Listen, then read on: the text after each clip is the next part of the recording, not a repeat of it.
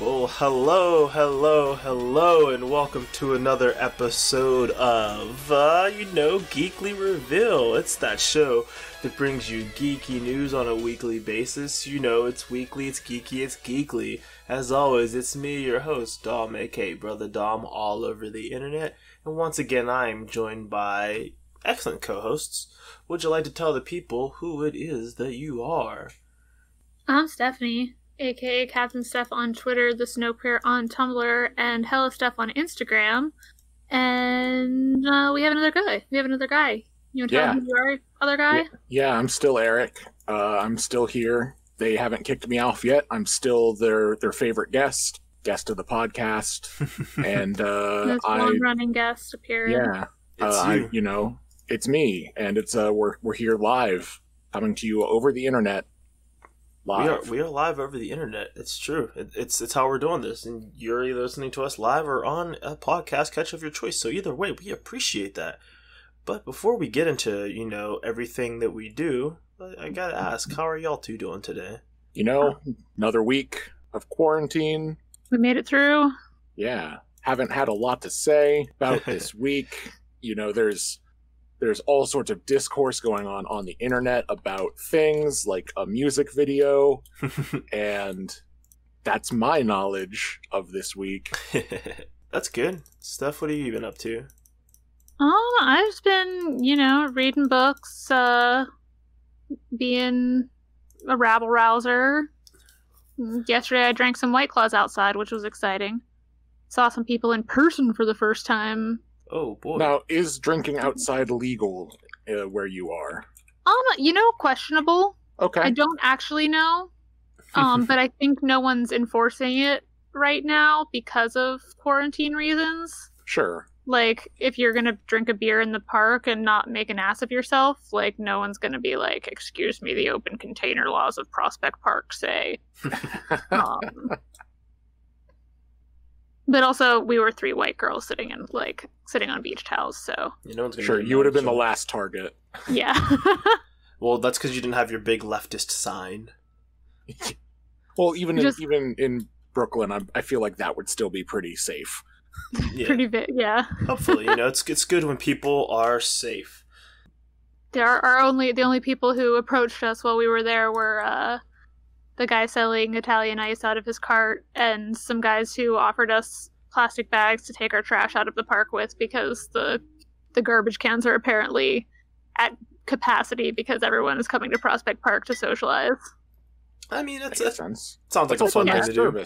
Yeah. Yeah, it was nice. They were cool. They were like, and we know you're cool already because you're drinking White Claws. And I was like, inside my head, I was like, everyone drinks White Claws now, my guy. But also, the solidarity of the claw. They were trying to flirt. I mean, ain't no law, right? They were trying to flirt with a plastic bag. A plastic bag, and with the three queerest women in Brooklyn. Queer Two style, very let's committed rock and roll. lesbians and myself.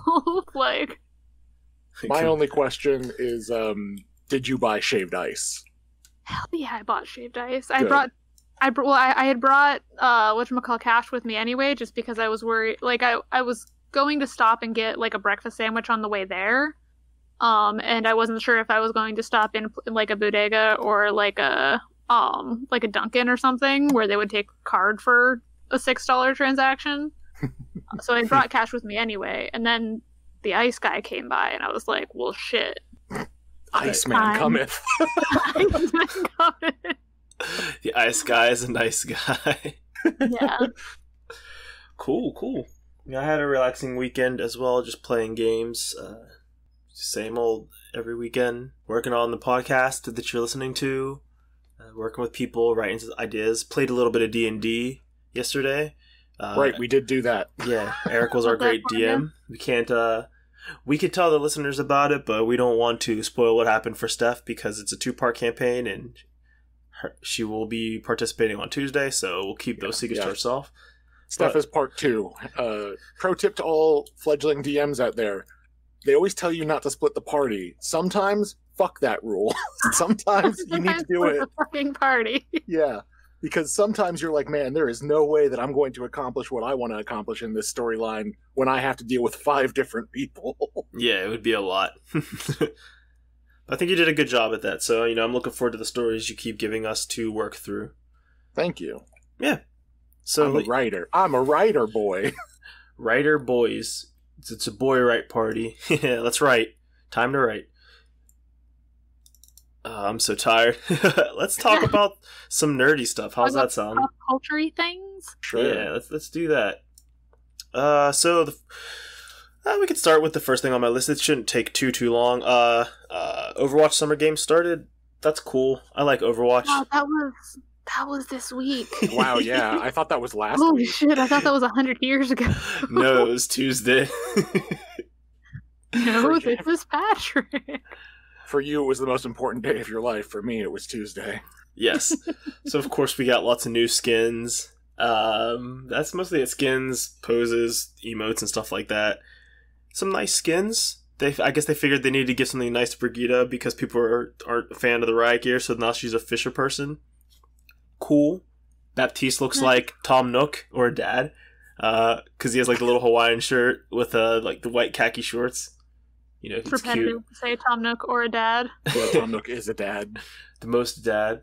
So Farrah got the lifeguard skin, which is more representation for our Sapphic friends. So props to y'all.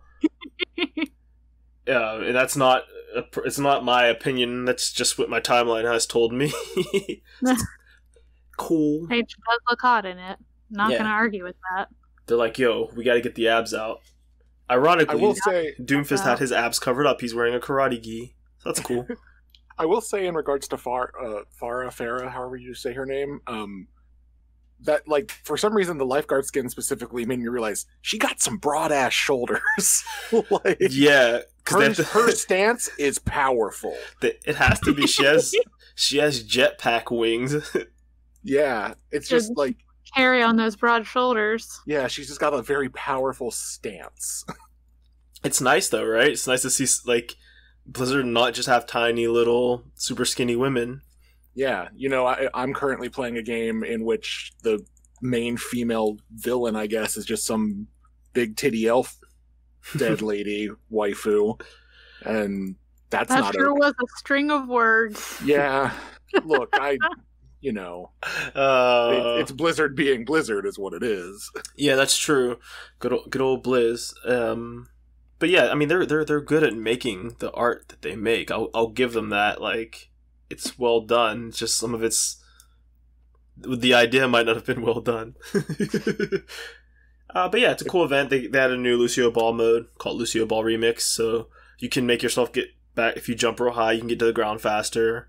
They made the control a little better. Now there's like a 2-ball mode, so like there's more chaos going on, which is great because now the game doesn't stop every time someone scores a goal, which just made these games like last forever. And it was horrible, but now it's all right. So that's that.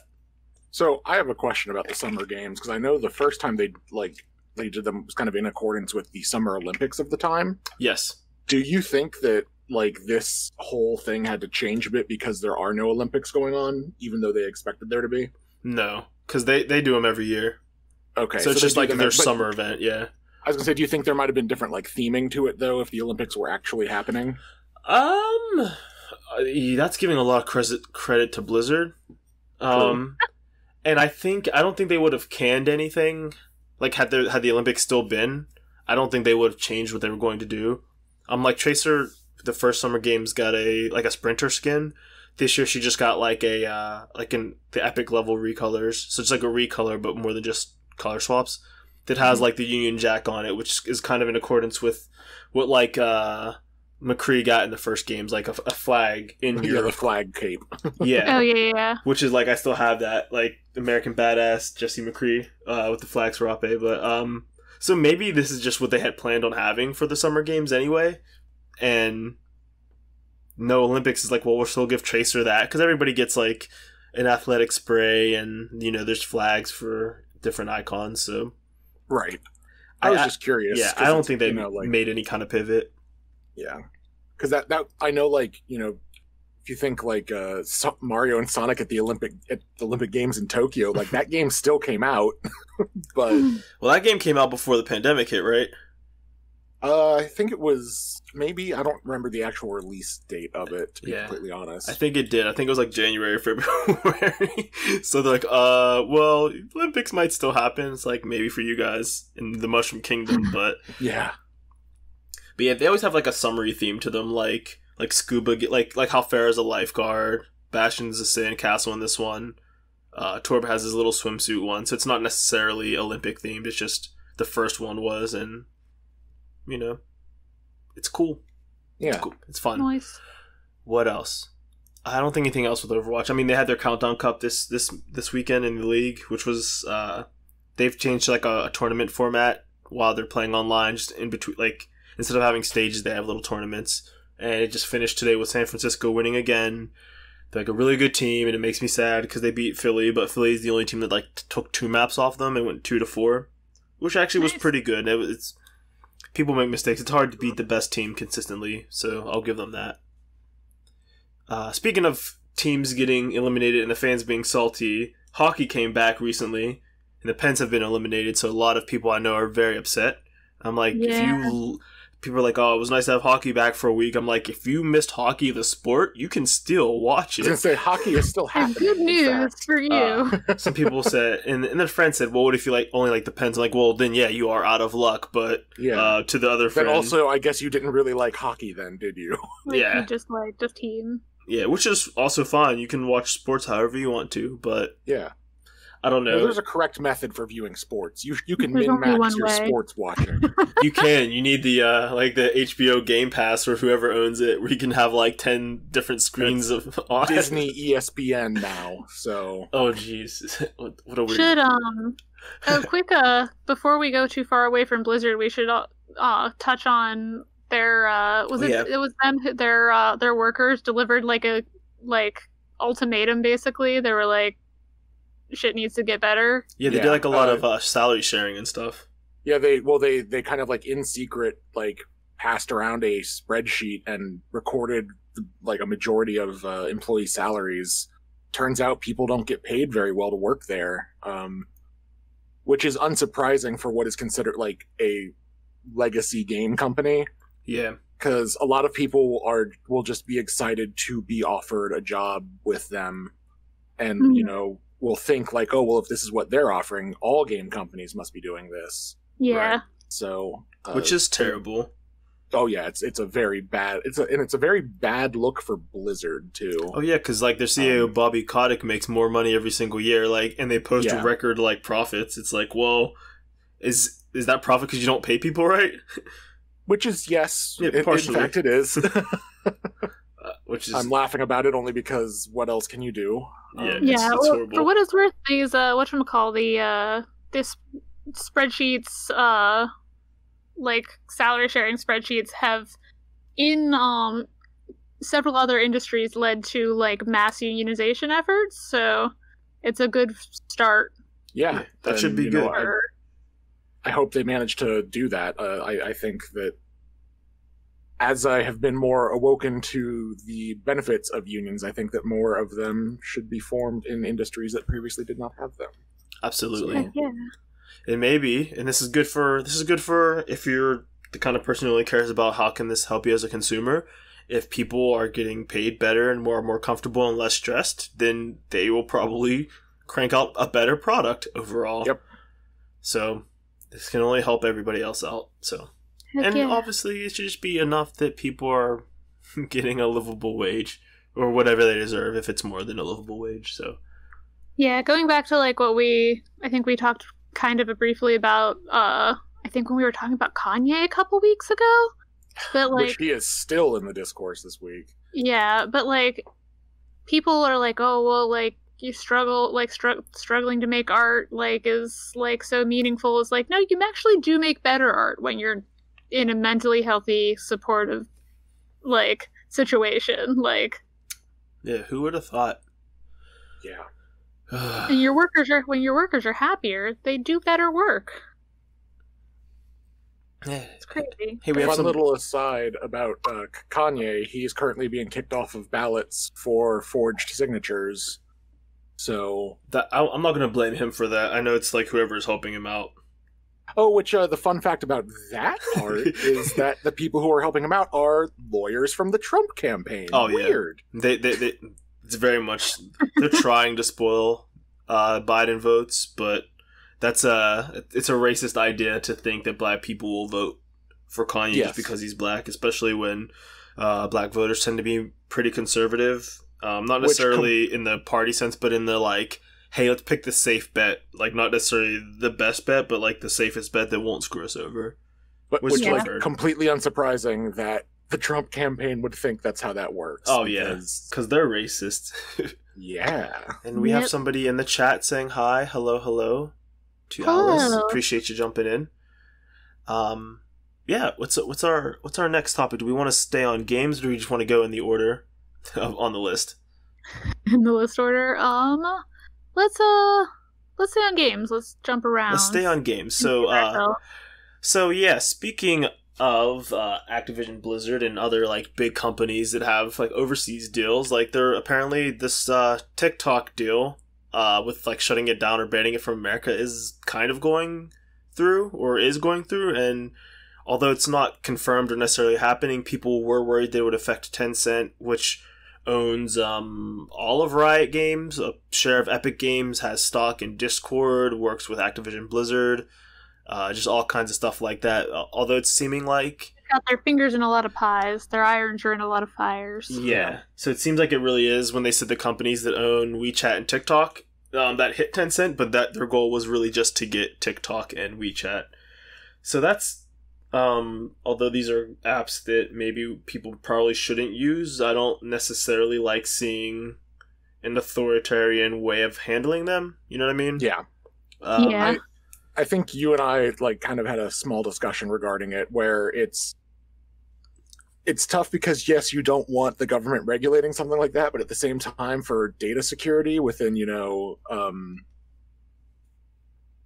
own country, you also want to regulate it because, like, but then again, like, right to privacy like doesn't really exist anymore. It's very complicated. Yeah, it is. I just know that gamers panicked because they thought that the like regulation of Tencent would impact companies like Riot and Blizzard and stuff like that. But then turned out they clarified it like a day later, like, oh no, like those are totally okay. Yeah, which is the shitty take to hear from a lot of people. Are like, finally, the evil Fortnite has been taken down. It's like you that's a bad take, man. Because it's like Fortnite bad is not a good take, because like you hate this game because it's popular. Like, Fortnite's not necessarily a bad. I don't play it, but I get why people like it. It's fine. They don't need to like shit on people's good time. But we can shit on Epic's bad business practices all day long. I'll jump on that. I'll say Fortnite as a product is a piece of shit, as a game, whatever. But there's a lot of people who that's their job and they work on programming this game. So saying that like, oh, they're going to lose a big part of the revenue stream, like that only hurts games, like,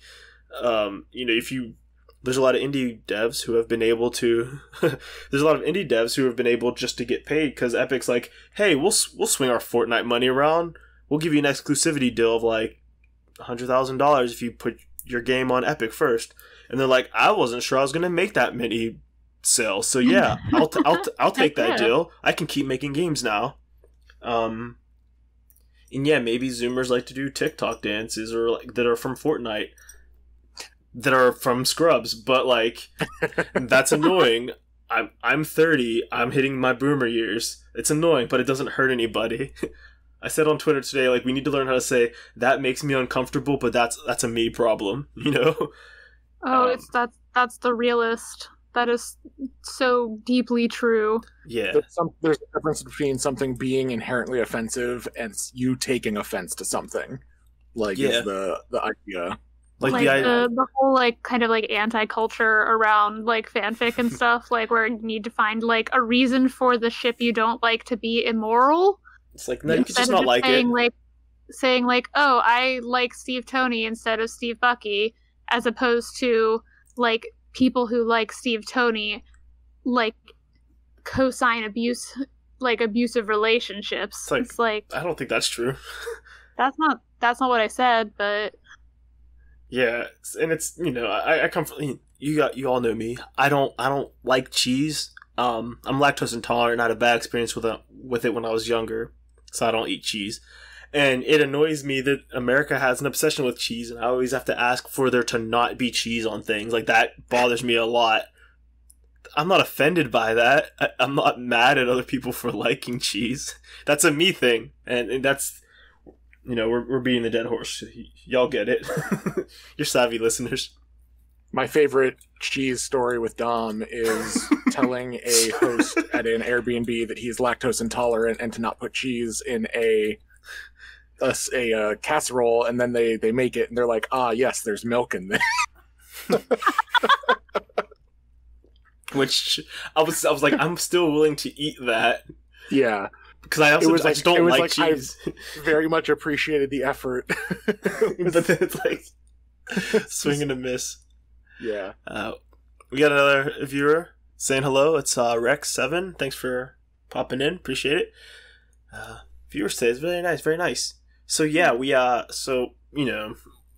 don't want like Epic and Riot to like get taken out because of xenophobia, but if it's just straight up bad business practices, it's like, maybe we can look at that, but there's slippery slopes and there's different things like that. We can just try to keep our eye out. I think the bigger issue with the whole deal with TikTok and WeChat is that this decision or like executive order or whatever he wants to call it is coming down right after Facebook is announcing that they are putting out what's essentially TikTok but with Instagram. Oh yes, that has come out. Yeah, called Reels or whatever. And it's like, hey, that looks really suspicious. Like, what weird Potbelly, the sandwich shop brand, was like calling out TikTok, like the TikTok brand retweeted the Instagram Reels announcement and was like, this looks pretty familiar, and like, the you copied Vine. Yeah, literally retweeted that and was like, you copied Vine. I was like, who is running this sandwich Twitter that was like, this is my time to step in and get us the. I mean, that's how we need to build the Potbelly's brand. That's what I thought, though. I was like, wait, you guys are really going to call out Instagram for stealing an idea that you stole? Like, yeah. Granted, you did much more successfully somehow, which I'm not sure, but like, it's not like an original idea. I don't like Instagram Reels, like its integration. It's just like at the top of your like explore page, but I don't feel like I can explore the Reels. Weird, yeah. So I'm like, it's wait owned by Facebook, so by default, I don't think it should be liked. Well, Instagram as a platform. Also owned by Facebook, so by default, it's got a bad UI. Yeah. I mean, Instagram's kind of alright. Like, if it would fix its timeline thing, like, so things were in chronological order, I'd be like, it's a fine app. It's fine. It doesn't need improvement. And they're like, well, what if we add this other feature? I'm like, okay, cool. Is that going to be another tab? Like, no, it's going to be on the same tab. I'm like, so is it going to be a mix of posts and reels? Like, no, just one reel at the top. I'm like, so this isn't really integrated into your app. Like, do I need to download a second? Like, how do I use this? I don't know. They tried to copy something and didn't even like copy it all the way. Yeah. Anyhow, but yeah, delete your Facebook. Delete Facebook. Follow us on Facebook if you don't, though. If you keep your Facebook, make sure to follow us. Exactly. But you should take my advice and delete your Facebook. The last little bit of video game news until we remember something at the end of the show is there's a new show on Twitch called Ven. It's a channel, which is kind of like a new G4. They do gaming news about TBT to G4. Yes. Yeah, it's, which apparently owned by Comcast. Oh, well. Fun fact. There's that. But yeah, it is basically a 24/7, and they're adding more and more shows. Just a video game channel where they have. There's a lot of other pop culture too, like movies and shows and like fitness and stuff, but mostly like around video games and nerd stuff. The only thing is they'll never be able to truly emulate G4 because they won't have 6-hour blocks of cheaters or cops. So, I mean, you know what? Let's hope. But apparently G4 is teasing a comeback or something. I don't know. But I watched a few hours of Ven. It's pretty alright. There's a few different shows. They have a show where a guest comes on and like just streams with somebody or plays games. They have like a news show. Sasha Grey has a show. She has made a very interesting career transition over the last 15 years. She was an adult film star that started directing movies and now is on a gaming channel. It's like, hey, be the Renaissance person you want to be. No need to. Yeah. Don't we have a friend isn't she a friend of a friend? Maybe. I know a friend who knows some adult actresses, but I don't know if it's the same person. I think one of the people we used to write for the Lady Geek Girl blog with is like in like a guild with her or something. It's possible. I mean, Anything's possible.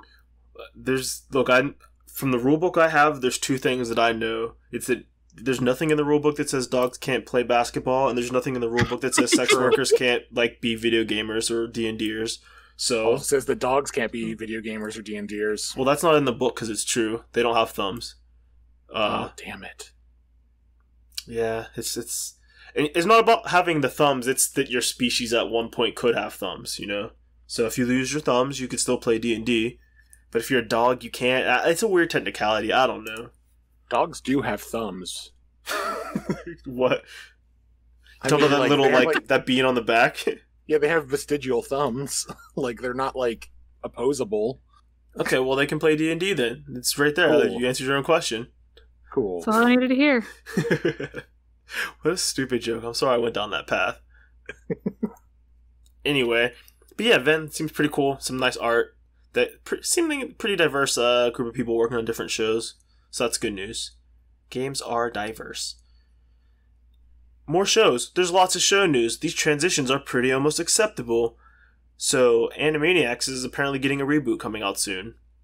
So is Ren and Stimpy. Well, that's not so great. The creator from Ren and Stimpy sucks as a person. I forget all what he did. A lot of sexual abuse. Well, that's just awful. Yeah. See, I said that in my sarcastic voice because I was going to be sarcastic, but I just said the truth. That is awful. That straight up, that's awful. But do people really like Ren and Stimpy that much? That there's like money in bringing it back? You know what? I was going to say, I really hate Ren and Stimpy, so I am not the right person to ask. I think it's a very dumb show. It's dumb and gross, and it's like just not. It's like into it. I kind of liked Ren as a character, but that's not like enough to carry me to watch that gross ass show. I just like the idea of like a smaller, like annoyed guy and like his chubby friend. Like I like the dynamic, but I didn't like the show or anything really else about it. The show Ren and Stimpy. I have good news for you about a podcast called The Magnus Archive, which is about the smaller, annoyed guy and his chubby friend. I was going to say, Ren and Stimpy is like the cartoon personification of the song title Wet Ass Pussy. So, like, no, that's not true, because that has stuff that's good within it once you get past the initial surface, whereas Ren and Stimpy, like, is the opposite. Yeah. It's bad, it's good on the surface, then it gets worse the, like, more you learn about it. However, that said, it had great voice acting, because Billy West is a badass, and, like, a lot of animators that worked on good properties got their start there. So it's like, good we had that, shouldn't have gave the power to the creator, and we never need to see it again, but, like, good job for all the people that, like, we got out of that. I don't know. Rocko's Modern Life seemed like it handled like the balance between gross and like fun still. Like better than Ren and Stimpy did at least. Yeah, because I guess when it wasn't gross, like Rocko still had like good art. Like looking at like the character Rocko, it's like, oh, it's an appealing design. Like I can see why kids would like this little wallaby character. He has a nice little shirt, you know, fun snout and his little tail. But like looking at Ren and Stimpy, like I don't want to look at this. This is gross. Animaniacs, on the other hand. Yeah, very into that. Lots of good stuff. Yeah, interesting too that news came out a week after we had the conversation that WB what was it, going to Netflix? WB show? Just Moesha. How that wasn't. That was just Moesha. And I was like, darn, I wish it was Animaniacs. I made it reality. You still got to be sad because Animaniacs is coming to Hulu, but it's still coming out, so. We have Hulu too, so. Hell yeah. Hulu's pretty alright. It has Parasite. The movie to leech it off of. I'm wondering, I'm curious if it's like what the like take there of the reboot will be, since Yeah, that show was like a little edgy. Like, not edgy, like not Shadow the Hedgehog edgy, but like, they made a fingerprints spicy. joke. They made some spicy. Yeah, there was definitely some like adult humor. Like, it was kind of almost the SpongeBob of the time. The first few seasons of SpongeBob, yeah. Yeah. Yeah, no, not the later SpongeBob. Not the bad SpongeBobs. No. Speaking of good SpongeBob, though, have you guys seen that SpongeBob anime on YouTube? Yeah, you sent it to I still us. watched it. I don't know if you. So you remember those intros that one guy made, like the OPs? Yeah. Yeah. So it's just that, but as like a 20-minute episode with like Amazing. legitimate like Japanese voice acting. Like it's weird. Like I'm pretty sure this person is like an English speaker, like native English speaker. So like had to like commission Japanese voice actors to like do this. I'm like, wait, so as somebody who natively speaks English, you made something that's going to need dubbed into English. It's like, yes. But I mean, the voice acting is like appropriately cheesy. The music's really good. The fight choreography is pretty fun. Like, I really suggest you all you go out and watch it. It's interesting. It's if Kill la Kill saved anime back in the day, SpongeBob was keeping it alive. That's absurd. But yeah, Studio Trigger, good company. They didn't make the SpongeBob anime though. It was some people on YouTube did a good job. And yeah, that's oh man, it's perfect. It's like this other thing. So Has Been Hotel. I don't know if either of you have seen the pilot, but it got picked up by A24 to be a full TV show. So yeah. I know people who really like it. I've never watched it. Yeah. But it's A24 has been like, I guess, like kind of doing some cool stuff lately. Or at least like being like kind of spicy about stuff online.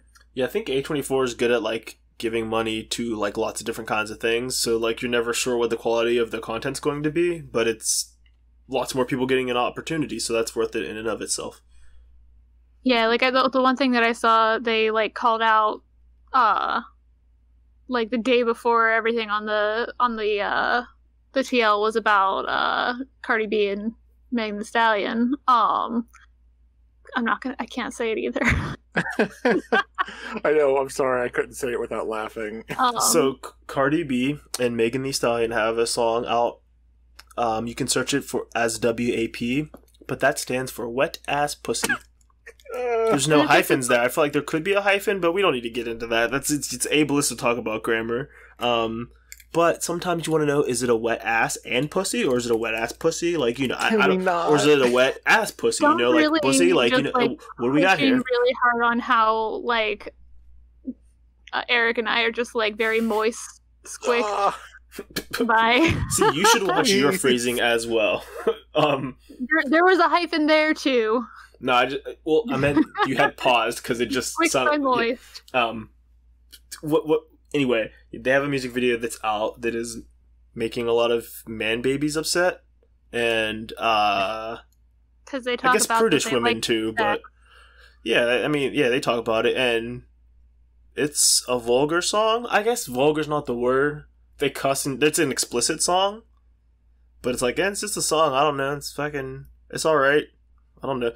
If you want to hear the song, search the song, a lyric video. If you want to watch the video, watch it, because that's the radio edit for the video, and it's that's actually disgusting. Arguably worse. That's actually disgusting. Probably worse. You two can cover your ears, but nobody wants to hear the word gushy. That's not fun. I can't. Oh yeah, they're already covered. My bad. Also, Kylie Jenner's in the video for some reason that nobody seems to know. I could not put a finger on why. And she doesn't do anything. It looks like she's about to rap or sing, and then she just goes through a door. And this obviously was something that Cardi or Megan had as an idea. Like, there's videos of like Cardi working with the choreography and like the planning of it. So, hey, if that's what they want to do, that's what they want to do. And I don't think they have the problem with those kids as maybe some of us do. Although this was before like the incident that happened to Megan, where she was shot, so maybe there were some people suspecting there might be some bad blood. It's not my place to speculate. I don't know. Women making art, let them go. But again, this is an opportunity. maybe this makes you uncomfortable to watch this video. Maybe like all this is like, this is really sexual and I don't know why it bothers me. It's all right to say, hey, that makes me uncomfortable and that's a me thing. They're not destroying society. I just feel weird about it. And you didn't accidentally listen to the song just because you're running for house or something. Like, come on. Yeah, like, be real. Accidentally on purpose. It's like Cell Block Tango. I accidentally watched that music video. I accidentally watched it 8 times. Oh, gross. Yuck. Yeah, but the whatchamacallit was gonna say. Oh yes, Has Been Hotel. That's what we were mentioning. We were talking about Has Been Hotel. That's the only thing that I've seen from A24. Otherwise, this week is that there's some movie coming out about that's based on like a Twitter thread, I guess. But oh yeah, the main character of it is a black woman, and the movie is named after her. And they were like, like so and so white actress. To co-star in film about stripper called XXX or like whatever it is, and A24 Twitter was like posted a screen cap that they had like scribbled on kind of thing, like it was like editing it to be like not racist. Yeah, and it got pulled up in the music video conversation as well, because it was because people were talking about the music video as being like new music video with Kylie Jenner. Yeah, like starring, like she stars in this video. It's like I don't know if she did. I mean, she was is doing a lot of work in that sense. Like she was there less than the snakes were. Taylor Swift was in that music video too. It took me a second. Oh, because she was a snake that one time on the internet. Have you heard her new album by chance? I have not. It's actually good. I just know that it's given birth to a lot of discussion about the genre of cottagecore. I mean, you know what? If people want to have that discussion, let them have it. It just was like an airy pop album, and I've seen a lot more people listening to it that tend to not really be a fan of her, saying like, "Oh, it's pretty alright." So hey, I listened to it. It was pretty alright. I'm not like her biggest fan or anything, but it's fine. I like music. That's cool. We should probably talk about Has Been Hotel, I guess. Oh yeah, we can jump it away from it. Yeah, I mean, is it obvious how much like I'm disinterested in that property? Yeah, me too. And we could. I just don't know anything about it. Like I know that it's on YouTube. It just one? It was just a pilot that people were very excited about. Yes, it was just a pilot, and then it had a spin-off pilot too. I have seen there's so much shit that I've seen people like cosplay from that like when I found out like how minimal the source material was for it, and that people were like, yes, I have come up with like this is my like headcanon cosplay of such and such like from this show that's a 10-minute like YouTube video, like that doesn't surprise me. Yeah, people really got into like Ghost and like Mystery Skulls. Like it was really the one music video. That's what it was. I was gonna say, like, I know people who are still talking about that on, like, that's still their main fandom on Tumblr, and it's like, man. People who made up all sorts of backstory about all of that. Hey, it was cool. I mean, look, of course I have a Sonic example, but like, people have cosplayed as this character Eggette or Omelette or whatever you want to call it, because she's not a real character. But like, I forget, on TV tropes, this is audio called a mondegrass, but basically it's like when you mishear something. So you're like, oh yeah, the lyric is da-da-da-da mondegrass. It's like, no, it's them on the grass. Like, oh shit. So there's a boss in Sonic Mania where Eggman's in this spider and he's upside down, but the way his mustache looks, it looks like a little girl's hair. And his glasses make it look like it's angry. So people have drawn what they think this character would look like, and people have cosplayed this character who doesn't actually exist outside of the fandom, and like have like drawn comments with her and given her a personality. And they're like, some people are like, it's Eggman's niece, it's Eggman's daughter, it's the La Brava equivalent to Eggman. Yeah. And I'm like, hey, whatever. La Brava. It's like, yo, whatever. Like, eggs La Brava. It's like Eggs Benedict, but my hero. So whatever floats people's boat. Like, I won't be mad at people for that or anything. Love your thing. My only hot take about it, because I know a lot of people are excited that it's like an adult animation and it's not necessarily like gross and vulgar and it's like an interesting art style. Basically, it's saying we don't want things to be ugly like Rick and Morty or everything that looks like Family Guy, because apparently like every adult show has to look kind of like Family Guy, and I don't know why that is. Yeah, I don't care for that. It's kind of stiff and boring. You know, I know animation's hard, but it doesn't have to, like, the base models don't have to be so samey, I guess. But I find the animation in Has Been Hotel, like, hard to parse. Like, it's really busy to me, and maybe I'm just getting old, but I'm like, I can't really... Like, I haven't watched the animation, I still want to, because I want to give it a chance, maybe it's really cool. But, like, looking at screenshots from it and fan, I'm like, I can't, like, this is really busy. That's my hot take, which is not that hot, I guess. Again, maybe just not for me. Yeah, you know, it's one of those things where I'm glad that it's getting its existence for the people.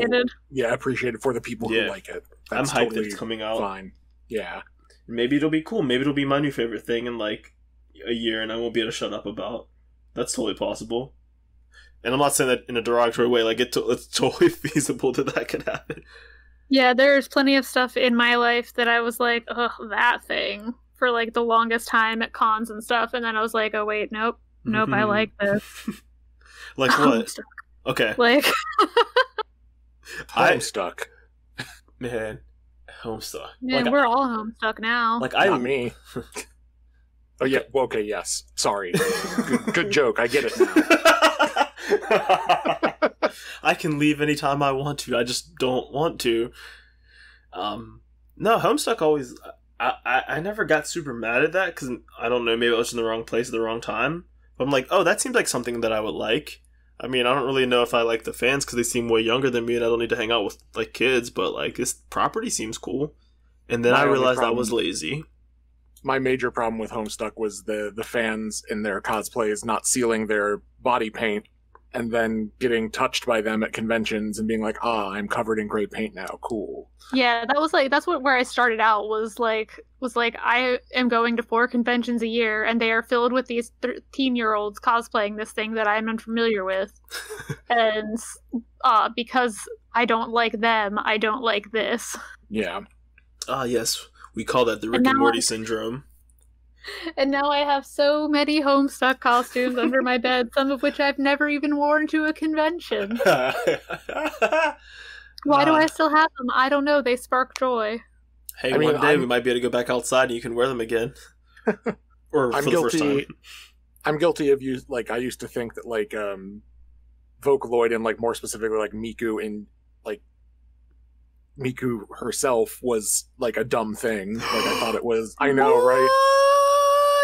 It's practically like blasphemy coming from my mouth at this point. But yeah, no, I was like super like prejudiced against like that style of music and like aesthetic for a very long time. Yo, bro, what happened? Can't believe Eric was racist against Miku. I can't believe that I was like trying to deny that I was like enjoyed like weeb style culture. That's you like Krabby Patties, don't you, Squidward? That's exactly what it was. Oh, you can't listen to that much Miku. Why? What's gonna happen? Am I gonna explode? No, you're gonna get dummy thick, and then you'll explode. Oh no. I think I like myself. I'm not sure though. Hopefully Has Been Hotel's cool when it comes out. More shows is always good, unless they're from like trash ass people like bigots and predators. Looking at you, Ren and Stimpy. I'm not. I don't want to look at that. I mean, I'm not looking at it, but you know. Unfortunately. I'm looking at it, unfortunately. I'm not enjoying looking at it. Directing my mental gaze towards you, Ren and Stimpy. And directing my physical gaze to our podcast link. Support us. We're the queerest show on the internet. Let's keep on talking about bad bosses and bad show directors. So people aren't jazzed with Ellen right now. More so than No. normally. Have you heard much of this story? I mean, like, I've heard plenty of stories throughout the years of Ellen being, like, a really shitty, like, person to work with. I thought all this stuff was coming out, like, several months ago on Twitter, but maybe, like, people got distracted by the pandemic. Yeah. Fair distraction, but I'm wondering... Yeah. You know what? I think you're right. I think we just forgot and then someone brought it back up or something, or... We're like, hey, we were talking about this, like... But yeah, so apparently she's a hard person to work for. There's like a lot of... You know what? I think it was that someone brought up that working on the set was racist, which like was not surprising, and I don't think there was really anything to follow up. But then they came back later and said that more things had happened, and you know there was more issues afoot and that kind of thing. I think like just more came out about the story. And yeah, I'm not super familiar with the story of itself. I just know that like there have been countless accounts over the years of her being like very difficult to deal with from like a professional standpoint. Yeah, and then you know she's like friends with George W. Bush and like didn't handle that situation very well. Publicly. Yeah, and her whatchamacallit, her press teams are all doing these like very like dumb like digital like face saving campaigns right now. Like Jay Leno posted a tweet. Celebrities were like, or like Ellen's never been rude to me, which is like the equivalent of like, I don't know, like all of your guy friends being like, so-and-so has never sexually harassed me. Yeah. Like, because it's exactly like, of course she's going to be nice to you. You're another famous person. Like, it's a business transaction at that point. And like best case scenario, it's like you're already her friend. These are her employees. Yeah. Like, so you could be someone's best friend, like, well, they've never treated me rude. I'm like, well, why would they? I'm talking about how they treat other people. And, you know, and someone said, well, hey, what about James Corden to replace Ellen? And everyone's like, yo, that's just as bad. Like, that's probably, actually, that's worse. That's probably worse. I think some of the takes I saw in that were like, oh, yeah, that's the perfect replacement. Replace one shitty person with another. Why not? It's like at least Ellen puts out a product that some people like, you know. Yeah. Doesn't excuse her shittiness, but like James Corden puts out a product that people don't like, and apparently is a shitty person. Yeah, like James Corden's a shitty person and not funny. That's that's the absolute sin. Like yeah, like we said at the head of the show, or maybe this was before the show, but yeah, being in a bad mental space does not make you create better art. And being a shitty person doesn't make you a better artist. But if you're going to be a shitty person, you'll at least give us like the good art. We'd rather you just not be shitty, though, and give us the art. But hey, you know, it is what it is. There have been a lot of joke campaigns, but the reason I really wanted to bring this up was just so I can make the album art something. Someone said, hey, we should have Eric Andre replace Ellen. Don't change the show. Don't change the title. Literally, don't change anything about the show, except just replace Ellen with Eric Andre, have him ask the same kind of questions, and actually just pretend to be Ellen, but just have Eric replace Ellen, and that's it. And someone did like a mock-up, like put like his face on like her face, I guess. Uh-huh. And it's just very funny. And like he retweeted like a petition. Like, yeah, I'll do it, because that's the kind of shit that Eric Andre thinks is funny. And it's funny to me, because why not? Let's have Eric Andre all the places. I'm all for more Erics in good media. More Erics in media. That's the representation we crave here. More Erics. More queers too, but also more Erics. More queer Erics, please. Make me Ellen. Hey, cool, another transition talking about queer people, and we're going to transition to good creators. Good creators, I was going to say good queer people. I don't know them personally. They could, but probably. So Lily Wachowski did an interview with somebody, and I'm going to say confirmed. Yeah, but she talked about how The Matrix was intended to be a trans story. And, you know, fans have never been able to confirm this because they weren't out at the time, and we're not here to speculate about people's gender. That's between them and themselves. So, you know, we only knew them differently at the time, so it was a speculation. But she came out and said, no, that's what we were going for. That's why all this certain imagery is there. That's what this is all about. And fans of The Matrix, like actual fans of The Matrix, not people who are dicks and think The Matrix looks cool. People who think that like red pill is like a cool thing to Yeah, we were all like, "Oh yeah, I've heard this before. Thanks for confirming the theory." I mean, if you would have said it was false, we would have had to believe you and just said that that was a fair reading. But yeah, it's a relatively a trans story, and I think if you look at The Matrix and you actually watch it, all the things that I say claim because I don't know, all the things that she said are in there. If you look at those things, like, oh, yep, those are totally there. I mean, it's kind of hard to deny. I think you can read it in other ways because that's what good media does. There's obviously 1,000 ways to read any piece of media.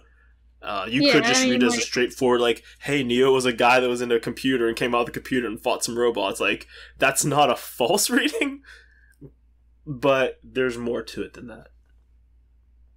Yeah, I mean, like, there's, like, I don't want to, like, go against my own, like, whatchamacall, my own insistence that, like, the author is quote-unquote dead.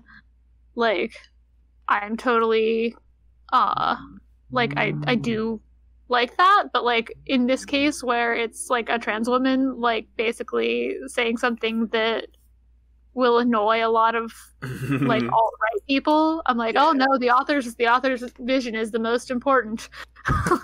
Well, it's, you know, I say death of the author a lot, and I still believe, I mean, even in this case, I think it's relatively still viable, but when they're saying, like, oh, hey, here's what, like, taking someone's intent, it doesn't matter, like, in reading the story, but I think it matters, like, in a meta way, like, it matters to the world, and it's not like she said, like, for instance, when she says, you know, Switch was intended to be one gender outside of the Matrix and another gender inside of the Matrix, ultimately that got canned, so she can tell us, like, that was intended, but that's not in the text. So when they say, they and both sisters, they say that was supposed to be there, like, well, we can only say that was supposed to, like, that's not in the text, so if she's supposed to literally be, like, we can't, like, there's nothing that supports that in the text, which is not to say that it's false, it's just that, cool, I mean, I'm glad you intended that, but when she says stuff like, oh, hey, we chose the colors of the pills, like, because one of them was, like, the color of a hormone pill, it's like, well, that's supported by the text, so it's not like you just pulled that out of your ass and just, like, made Morpheus gay after the third book came out, I mean, the third movie came out, you know, like, it's, the touch that I liked was that they keep referring to Neo as Mr. Anderson, and like he puts the emphasis on Mr. And I'm like, I just thought that was a cool quirk of the way that the agents talked. I didn't consider that was even more like. I've just thought that was Hugo Weaving acting. I thought that was just how Hugo Weaving talks. Yeah, which maybe that's why they chose him to do it. But I don't know. I mean, I always thought it was an interesting reading when it wasn't confirmed, and I think it holds a lot of. Held a lot of weight, and I liked it.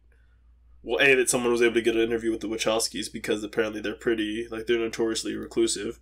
But also, like, can't blame them. Yeah, I can't imagine why. I mean, even if you take the social stuff, like, out of it, which you can never, but even if it was just, like, two people that wrote The Matrix don't want fans bothering them, that'd be enough before you even take their genders into consideration, which people are probably shitty about. Like, I'd be pretty pissed off if, like, so, like, I, not to speak over a trans woman, but if I created something as a queer person and then a bunch of shitty people used it to be shitty, I'd be pretty upset. I mean, basically, Red Pill's got Pepe the Frog. Yeah. But smart people were always like, that's not legit. Like, you can't do that. That doesn't make any sense. But yeah, Ian Miles Chong had a meltdown, so that, I mean, that was worth it to me. Like, yeah. But yeah, and Netflix retweeted like a story about it, which is pretty rich from them considering they canceled Sense8. But, you know, there was Emmy nominated. It's not like Sense8 was bad or anything. So, you know, more representation for our trans siblings, I always say. I don't always say that, but I should say it more. No, yeah, pretty rad. Should be. Do you two have any thoughts about that? No, I think that, like,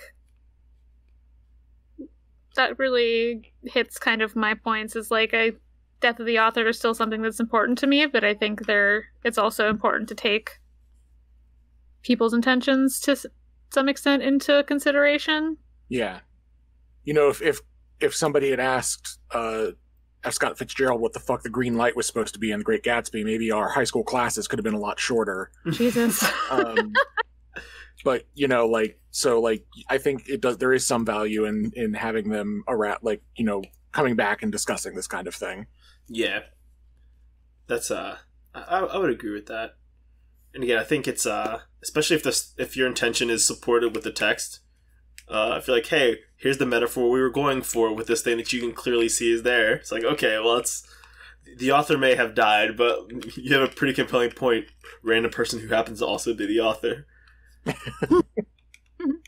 Which is also a pretty good way to put like queer narratives into your stories without having to like please people that are queer phobic. Like they wouldn't let Switch be the way that they were intended to be, but like the story is still very queer coded. Mm-hmm. So that's like, I mean, that's legit. Like, it's you can never make that story not queer. I don't know if they need to make the sequels, but hey, that's different stories for different days. I would like to know what those were supposed to be narratives for. If there was just like, oh fuck, we didn't plan on making a shit ton of money. I think those narratives were supposed to be, oh man, CGI is hella cool, isn't it? It was cool. Those movies may not hold up, but that shit was still fun to watch. I'm not gonna lie. And I was like, I don't know what's going on, but this shit is fire. Which we should probably go back and watch Speed Racer again. Give them a chance. Oh, Speed Racer was Speed Racer was good when it came out. The music was very good. The music was so good, and I went and saw it multiple times in theaters, and I didn't even see it was out in theaters the same time as the first Iron Man movie, and I remember distinctly with my friends looking at what was showing that weekend, and we were like, do we want to see Iron Man or Speed Racer? And we were like, Iron Man looks a little grim. Let's see Speed Racer. I mean, you weren't wrong. I didn't see Iron Man until it was on DVD, like 6 months later. I don't think I've still seen the first Iron Man. I think I've only seen Iron Man 2 and 3. I can't believe that the MCU got that shit to work with Iron Man. Like... That he was the one that managed to... kind of boot the series. Yeah, like Hulk was there, and those movies were all right. Like people apparently like Ang Lee's Hulk, but like Iron Man was like a C-lister. Like who the fuck cared about Iron Man? And now I think having is it Ozzy or Black Sabbath? Like I mean I know Ozzy's in Black Sabbath, but it was whoever made Iron Man song. Have an Iron Man song. That's a nice touch, and I feel like that did so much more for the advertising than we're willing to give credit for. Like, because without that, I don't know if the MCU takes off. I really don't. But like to the Speed Racer point, like it's a really enjoyable movie. It has. Like, unfortunately, it turns out that Emile Hirsch, who plays Speed Racer, is a bad person. But he's very attractive. Has Christina Ricci in it. It has John Goodman in it. Has Rain, the Korean pop star, in it. We share a birthday. That's why I have some personal affection for Rain, the Korean pop star. Is John Goodman the dad in Speed Racer? John Goodman is the dad in Speed Racer. That's a great role for John Goodman. That is a very good role for him. But yeah, and it's just like colorful and trippy, and we were so hyped when we left. We like sped probably much faster than we ought to have driven.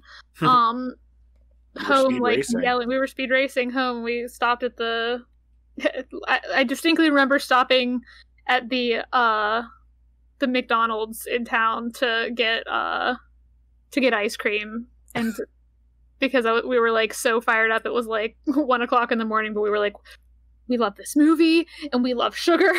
And their ice cream machine was working. Impressive. And their ice cream machine was working. So, we had to celebrate that victory. I mean, I know it affected you and our other friend, because the Speed Racer theme song from that movie is still on our convention road trip playlist to this day.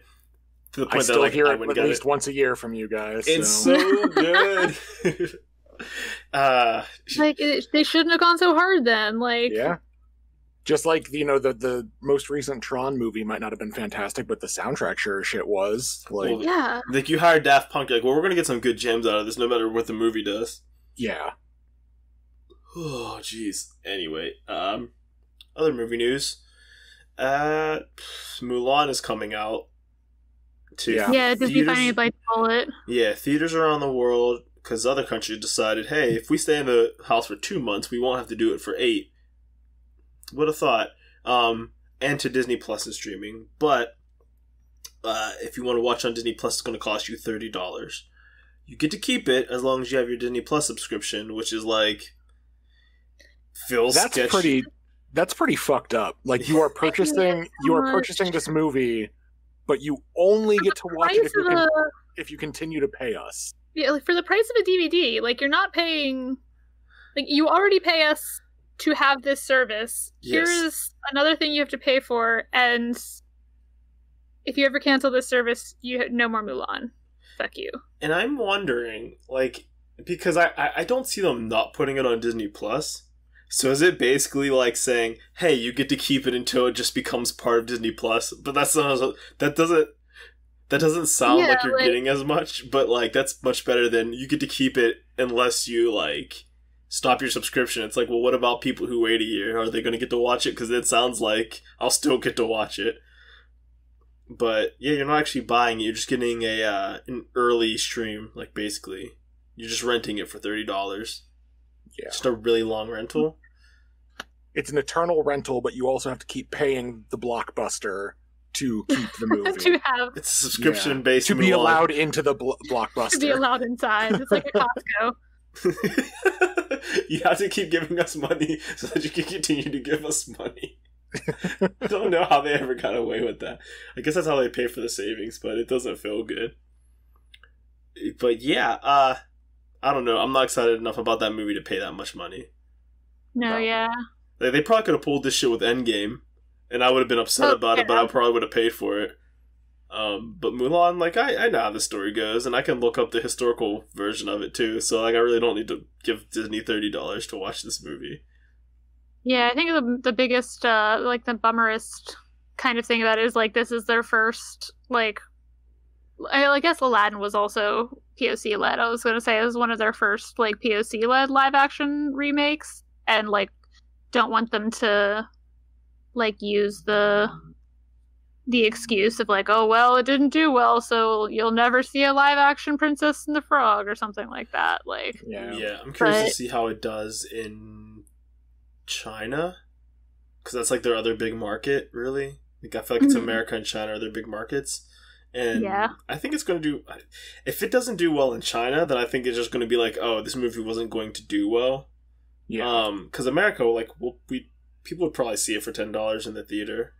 But, like, $30 kind of steep. And it's not even like that's unreasonable for, like, going to a movie, like, two $15 tickets, or, like, taking a family. Like, taking your family of 4 to go see a movie for $30...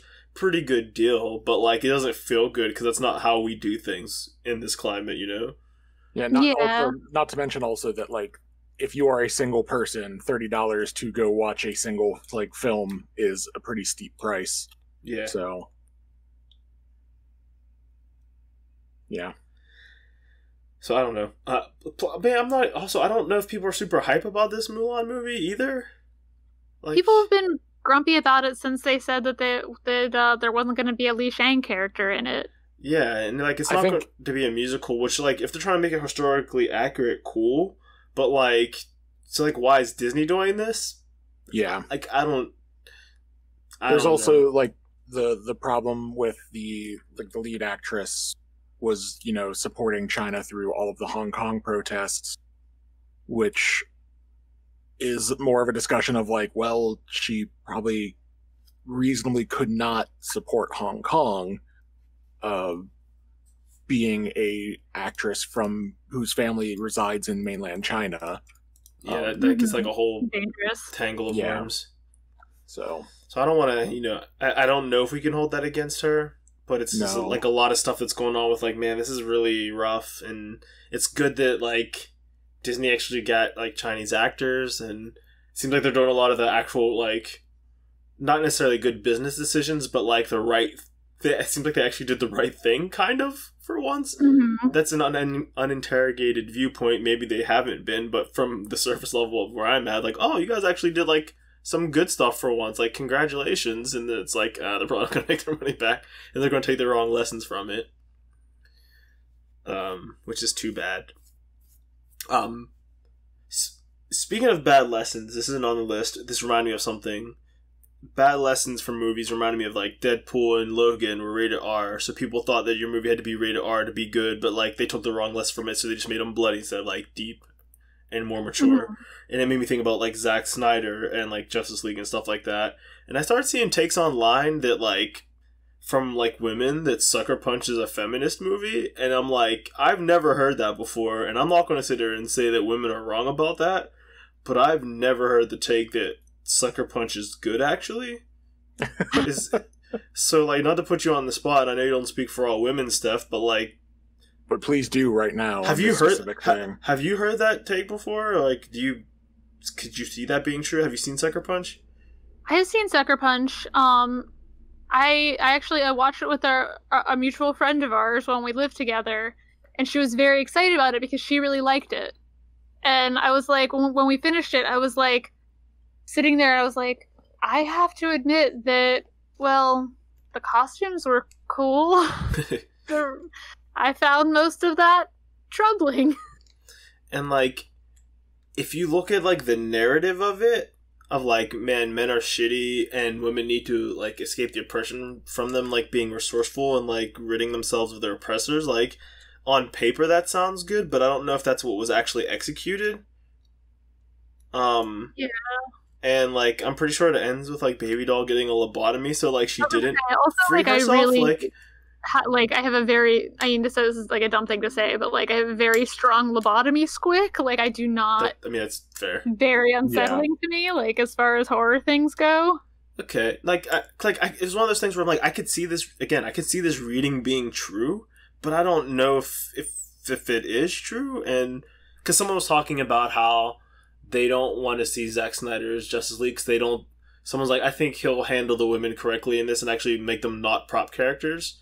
And someone's like, oh yeah, like the guy that the guy that made Sucker Punch is going to handle women correctly. And then like, it's like the weird stuff in Justice League, like how Wonder Woman was like this nice, strong, statuesque character in Wonder Woman, but like, and then the Justice League trailer, like, we got to get like some shots up her skirt, like we get a slow-mo like on her leg sweep. Was that more Joss Whedon than Zack Snyder? Like is Zack Snyder not shitty? And we just think it? Like, I don't actually know. I don't know, honestly. No thoughts, no opinion. No thoughts, okay. Head empty. Yeah. I mean, like, if there's a feminist reading of Sucker Punch out there, please let me know, listeners. I mean, I think there probably is. I mean, I think there is something to say about trauma and, like, escapism and, like seeking refuge from your, like, the things that cause you trauma, but I just don't think it was an effectively presented message. Okay. And then I guess the other question to be asked about that is, like, did Zack Snyder do all those things on purpose? Or did he, like, I want to, like, mash my female action figures together and fight monsters and stuff and try to act deep, and then actually was? I don't know. I mean, I enjoyed it, but, like, I didn't have as much of a lens of looking at things before, and like looking back, I'm like, I could see how this didn't really fuck with people. Who knows? 2 more topics. I guess we keep on talking about like visual, like movies and shows, media. Tell us some stuff, Steph. Yeah, so let's see. I watched The Old Guard today. Speaking of action movies starring ladies, okay. And it was really enjoyable. It was, so it's a movie that just came out on Netflix, about 2 hours, not a huge time commitment, about, apparently I found out at the end of it, when the credits were rolling, that it was based on a comic book by Greg Rucka, who, wrote the best Batwoman story ever. So, like, I should have known, kind of thing, like, that it would be good, but so it's about a group of like immortal warriors who have been like just kind of like staying under the radar and like doing good deeds over the millennia, and like gathering, like whenever they find a new one of them, they've kind of like pulled them into their group. But then Dudley Dursley from the Harry Potter movies, specifically him has become a tech bro. A big pharma tech bro, which is the worst kind, and wants to wants to capture these immortal people and do like experiments on them to like end disease, but in like a gross like experimentation, like non-consensual, like you're my property now way. Ugh. Terrible. And so it has Charlize Theron in it as the leader of the warrior squad, and also it's like gay. Yeah, and then the newest. Was that? Is that her niche, like being in movies that people think are cool, and then it's like, oh, turns out these are based on comic books? Like, wasn't she Atomic Blonde? Yeah, she was. Cool actress. I like her really, shit. Yeah, I like her. I like the roles she's been playing. There was like a thing going around. She actually responded to it on Twitter. It was like, yeah, that like this vibes with me kind of thing, but like that like she like spent a long time like doing all these like kind of like prestige roles and like fancier roles, and now she's just like become like an action heroine that like with a bunch of other like old for Hollywood, but like older women like action heroine, just like kind of beating shit up, and like she does all her own stunts, which is insane. That's very impressive. Like especially seeing some of the stuff she did in this movie. But so they pick up the like the newest immortal, who's like I don't know who the actress is, but is like a black girl from the Marines, and like kind of pull her, and like she gets kind of pulled into the whole thing, but like at the end like she comes back and like saves them, and it's really just it really is satisfying action movie. And I thought everyone on my timeline was talking about it because like queer people like to watch Charlize Theron beat people up. But no, one of my friends, like gay. Yeah, one of my friends was like, I was like, hey, have you seen The Old Guard yet? Because he's really like has like a lot of opinions about fight choreography, and I was interested to hear what he thought about how it looked that way. And he was like, yes, I've watched it. I'm a woman now, so that I can be gay for Charlize Theron. And I was like, I respect that. But yeah, it's there are gays in it. Like they're like the band of immortals before Nile, the new girl, joins them, is 4 people. It's Charlize Theron's character Andy, and then a guy who died, or a guy from 1812 who fought for Napoleon, and then 2 guys who met. They were on opposite sides of a crusade in the 1100s, and it's like truly the best enemies to lovers story, because like they kept killing each other, but they kept coming back to life, and eventually they like were like, oh, like I guess we're in love. And there's just like a really powerful scene where like the 2 of them get captured, and one of the soldiers who capture them is like, is this your boyfriend? And like the guy gives this like monologue, this like boyfriend is a like a baby word for what he is to me. Like it's really passionate. Okay. Like it's like you're a baby child, like stupid baby child. Like this man means more to me than like your dumb brain can comprehend. A stupid baby child. It's much more eloquent in the movie. But I was like, oh, they're like, I love this. Very nice, very nice. Yeah, I saw a couple reviews on it. I'm like, I don't know if I trust these reviews. So I'm sure this is actually pretty good. They were like medium reviews. Yeah, but I'm not a big movie person anyway. Like, and like for the first like half of the movie, I was like, oh, like this is fine. Like this, like I'm gonna continue watching this because like I have a type and like gonna commit to it. But yeah, the ending, the back half of it, very satisfying. Very nice. Yeah, sometimes due to outside pressure, sometimes you feel like your queer card's gonna be revoked. Like, yeah, am I actually bi, or I just think that, like, do I think like a couple dudes are handsome, and that's like still bi, but not like as hardcore into it as I would say I am, And you know, you never need to justify your sexuality to anybody. That's just, you know, the world's biphobia gets to me sometimes. But then I watched Umbrella Academy season 2 with my partner, and I'm like, nah, I am. Like, oh, you're bye. There's some hot dudes in that show, and also some hot ladies. But like, I was already aware that I liked lots of hot ladies. Like, I have a hard time. Like, I don't know what my type is with dudes. And I guess that doesn't need to be a thing. But I'm like, man, that Diego dude's pretty good looking, and I don't know.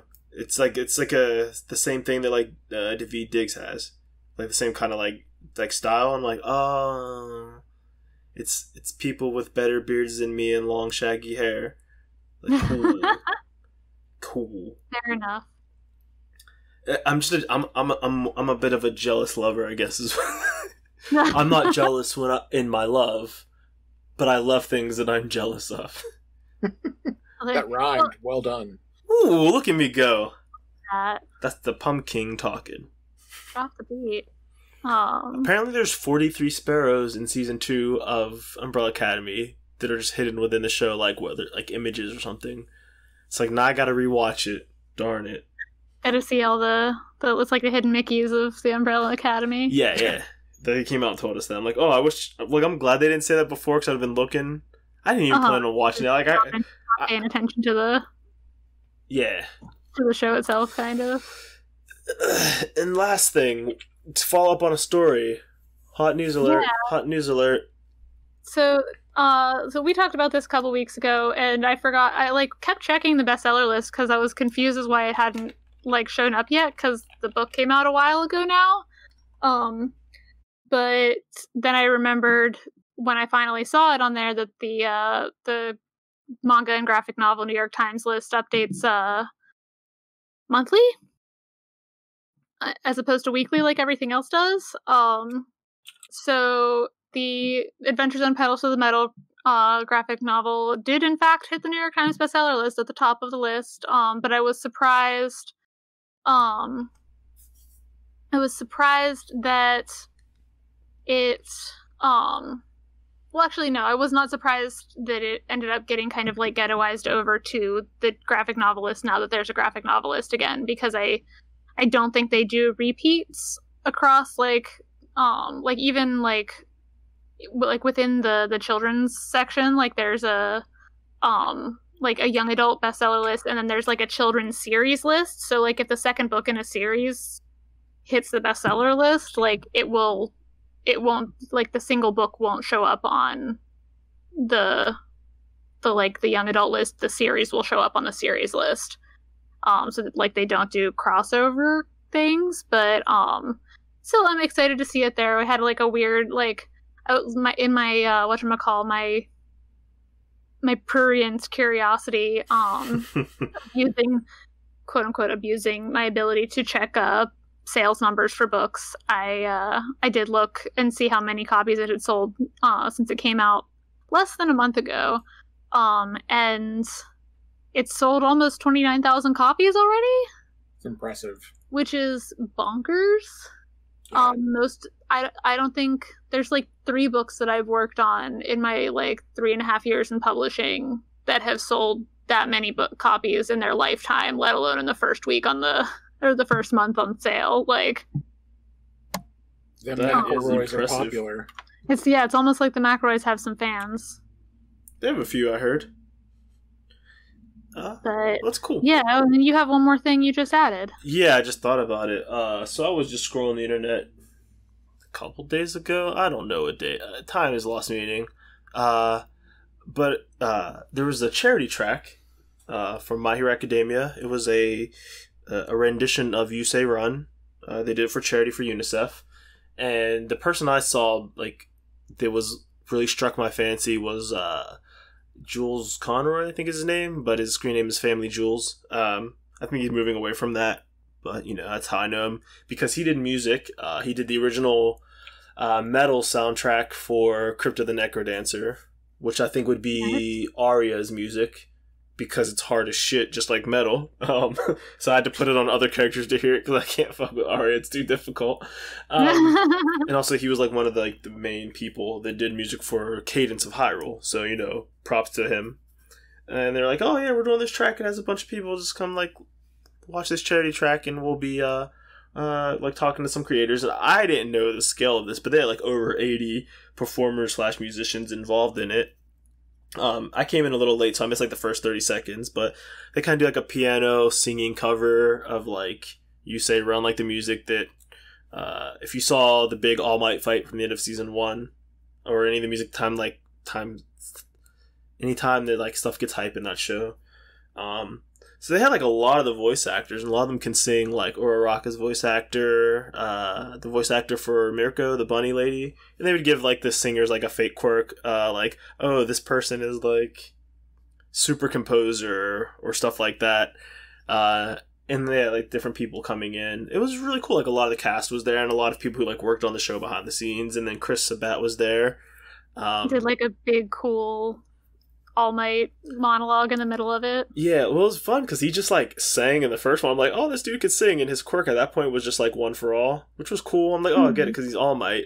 And then like a little graphic goes, and like the composer, I guess, from MHA was there, and his kids were like just dancing in the background, like while he's playing piano.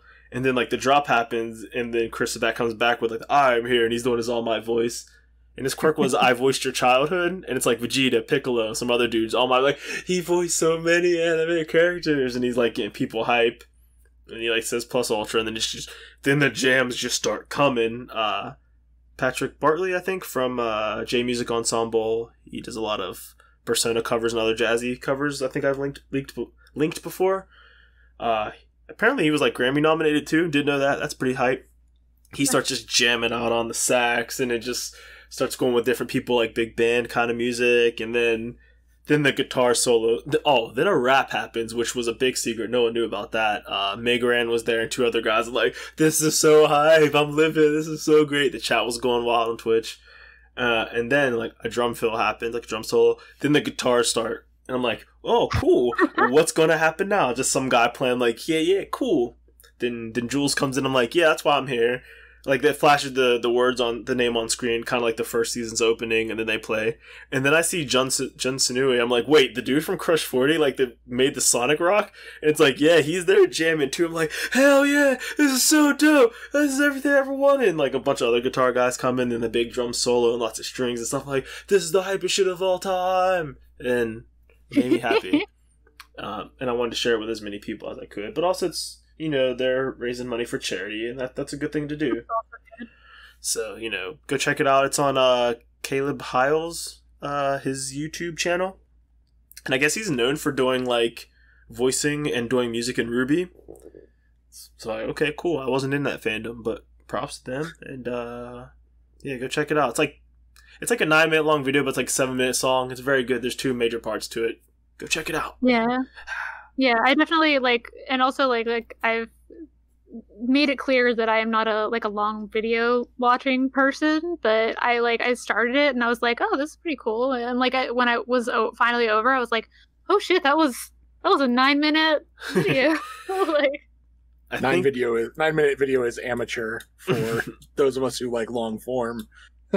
Oh yeah, I'm a long form guy. Like, again, I watched a 2.5 hour long video about why Ruby was disappointing, and I've never seen an episode of Ruby in my entire life.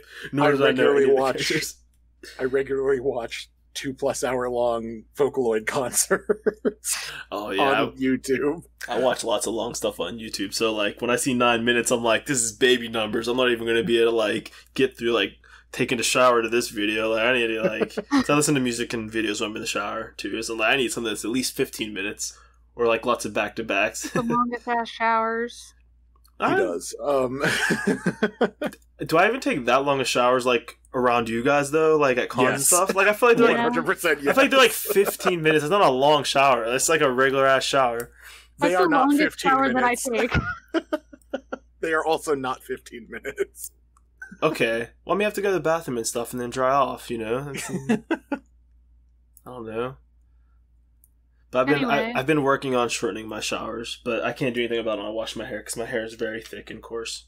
Yeah. But that's not every time. That's different. That's like, I mean, my showers take 20 minutes when I decide that I'm going to shave any part of my person. Yeah, I don't have to shave my legs or anything, so, I have to shave my face, but that's a electric razor type of deal. It's a whole different situation. There's no shower involved. It's just like, ugh, I'm going to have to clean out the sink. Yeah. Of course. There was also another concert this weekend that... Whomst? So they did the first in a series of what they're calling Hatsune Miku Live Untitled, and it was Untitled Zero is what they called it. And I did not get to see it because I forgot it was happening. And Tisk. Well, okay, they didn't advertise this one pretty much at all. Like, all of the other ones, they've at least been like, oh, this will be this date. This one I only knew about because the bassist posted a, after concert picture, like, this was so much fun. I'm like, yeah, I'm sure it was. Would have loved to watch it. That's going to be a secret show. Like, we should do secret shows. All our shows are secret shows. Yeah. But like, it had, like, a bunch of the, like, more, like, prominent musicians from the scene where it was, like, the Decorator band, which is like that's one of the main producers, and I was like, oh, like that's pretty cool. And it still had like hologram stuff going on with it, and I'm like, well, fuck, like how come we didn't get to know about that? And yeah, I don't know. Hopefully I get to catch it on YouTube, but it was something that they charged for, so I don't know. Meh. You've never paid money for anything related to Miku, so that would be weird if you did that. Yeah, never at all. Oh, here's one last piece of weird news. We've gone so long. An hour and a half podcast, but tell us real fast. There's now a small battlefield on Smash Bros. To go with Battlefield, big Battlefield. Now there's a small Battlefield. I saw that. And now you can listen to music from any Smash Bros. Like, it's not just the Smash Bros. Based track. It can be any track that's in the game you can listen to on the Battlefields and the Smash Bros. So now you can do Final Destination with Megalovania. Steph, do you want to tell the people about the social media biz? Yeah. So if you wanna, if after all of this you still want to hear more from us, you can find us. Yeah, bless your heart. You can find us on the internet. You can find our podcast at Character Rev on Twitter, Character Reveal on Facebook, Character Reveal on Instagram, where we post clips from the show, so you can get a sense of what we are up to in a given week. You can find us, just like in the podcast catcher of your choice, by looking for Character Reveal. You see the blue curtains, you'll know the whole deal. Hey, that rhymed too. We're poets. You can listen to us in your browser at characterreveal.simplecast.fm. You can find Eric on the internet at Tindy Losi on Twitter. You can find Dom on the internet at Brother Dom anywhere he wants to be found. And you can find me at Captain Steph on Twitter, The Snow Queer on Tumblr, and Hella Steph on Instagram. I think that's all of it. Hey, you know what? That's all of it. We did our best. Save the post office. But yeah, listeners, thanks so much for hanging out with us for another episode. Thank you for the people who joined in the chat. We greatly appreciate it. We're going to bring another episode to you all next week, probably roughly around the same time. I'm going to keep streaming. Look out for we'll have interviews, Character Reveal propers out. One's coming out 2 days ago. By the time you hear this, one's coming out in the past future. There should be another one next week. Though we're trying to get back on that saddle. But again, thank you for rocking with us, and until next time, see you later. Bye. Thanks for listening.